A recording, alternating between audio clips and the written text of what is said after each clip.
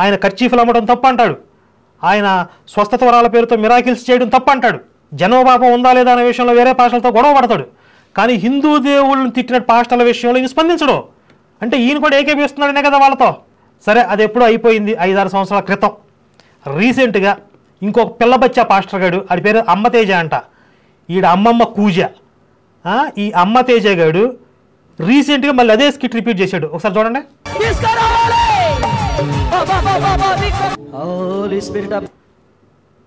కనక Mahalakshmi recording dance ట్రూపులు అని చెప్పి ఉండే పాతవే. అసలు ఆ బీజిఎంలు, వాళ్ళ స్కిట్లు, ఆ స్టేజ్ డ్రామాలో చూడండి. ఏం సంగతి?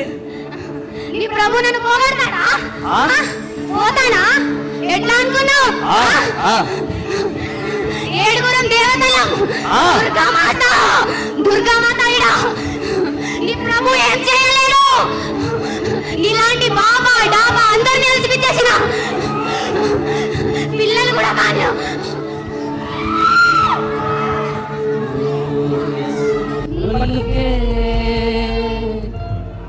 ఆరాధన యేసు నీకే. వెళ్ళిపోతావా? చెప్పు. చూడు.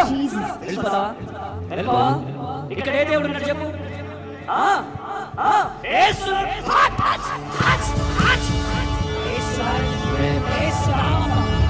దానికి అసలు యాక్టింగ్ చేయడం అట్లా పాల ఆర్టిస్ట్ని పెట్టుకొచ్చేదాన్ని.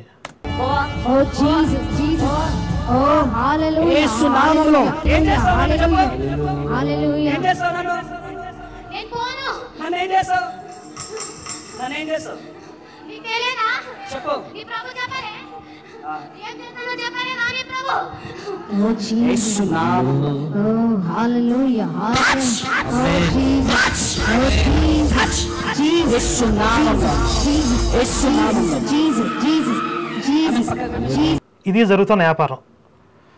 హిందూ దేవుళ్ళని, దేవతల్ని ఈ రకంగా దయ్యాలుగా చిత్రీకరించి వీళ్ళ మార్కెటింగ్ లుచ్చా మతాన్ని ప్రచారం చేస్తూ, అసలు మా క్రైస్తవులు పాస్టర్లు హిందుత్వం జోలికి వెళ్ళరండి, అనవసరంగా శివశక్తి, హిందూ జనశక్తి లాంటి సంస్థలు వచ్చాయి అని చెప్పి శుద్ధపోసలాగా మాట్లాడుతున్నారంటే విపి రెడ్డి గారు. నెక్స్ట్, చాలా మంది పాస్టర్లు హిందూ దేవుళ్ళను, హిందూ దేవతల్ని దూషిస్తూ ప్రసంగాలు చేస్తారు, లేకపోతే వాళ్ళ సంఘాల్లో ఇలా మాట్లాడుతుంటారు.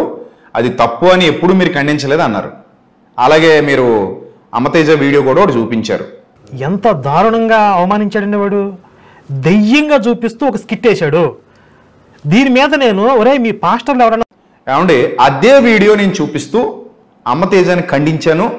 తప్పు, హిందూ దేవుళ్ళు దేవతల పేర్లు ఎత్తటంలో అది మంచి పద్ధతి కాదు అని నేరుగా అతన్ని నా ఎదురుగా కూర్చోబెట్టుకున్నప్పుడు కూడా నేను ఆ వీడియోలో చెప్పాను. మీకు తమ్నైల్ ఇస్తాను. నేను ఖచ్చితంగా చెప్పాను, బాబు ఇది తప్పురా నాయన, అలా చెయ్యొద్దు అని అమ్మతేజకు బుద్ధి చెప్పాను నేను నేరుగా ఉన్నప్పుడు.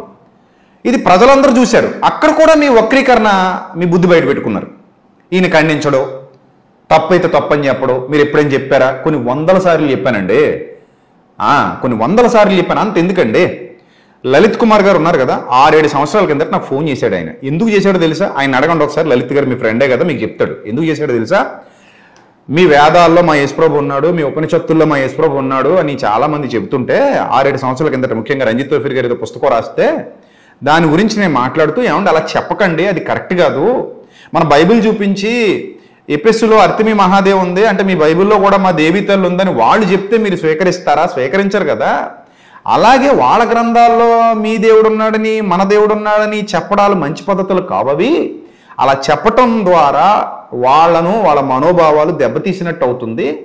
మీరు మీ గ్రంథంలో ఉన్న సత్యాన్ని మాత్రమే చెప్పండి, వాళ్ళ గ్రంథాల జోలికి పోకండి. ఆ రోజు నుంచి నేను అదే చెప్తున్నాను. వాళ్ళ గ్రంథాల్లోకి వెళ్ళి మీరు మా దేవుడు ఉన్నాడని చెప్పడం కరెక్ట్ కాదు.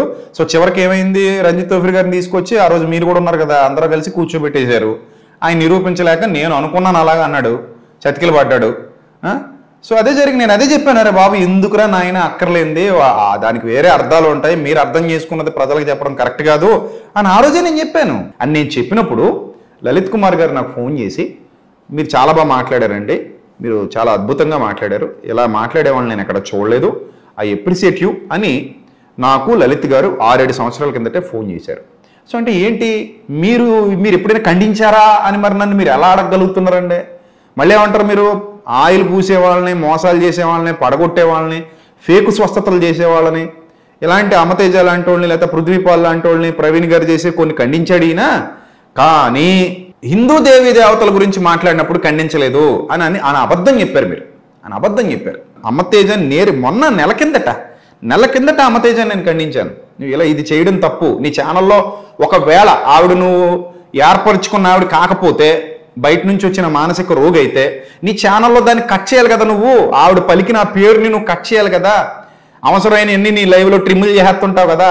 నీకు ఎక్కడైతే బోల్తా కొట్టావో అక్కడ ట్రిమ్లు చేస్తుంటావు కదా అమతేజ, దాన్ని కూడా నువ్వు లైవ్లో కట్ చేయాలి కదా అని అడిగాను నేను.